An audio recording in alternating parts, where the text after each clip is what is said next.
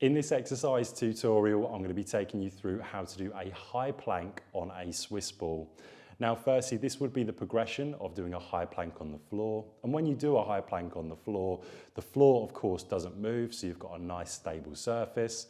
When you do a high plank on a Swiss ball, especially when you first get into the exercise, it is going to go everywhere until you can stabilize the ball better.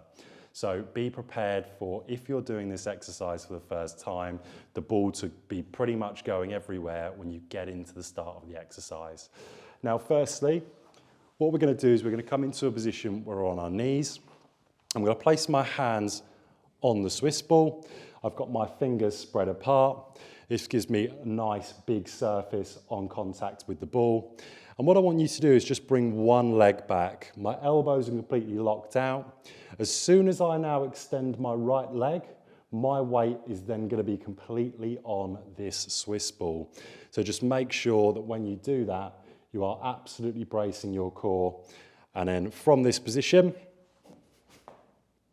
keep a nice straight position with the body, and you're going to hold for your desired amount of seconds. Once you're done, bring the knees down. If you find that when you're doing that, it's just too hard or you feel like you might injure yourself, find a corner of the room. So for example, like so. What I could then do is use that corner of the room to be able to give me a little bit more support. I can then still do the exercise and not worry about slipping off the yoga ball or Swiss ball that you're using as much. That's how to do a high plank on a Swiss ball. And of course, you'd repeat that for your desired amount of sets and seconds.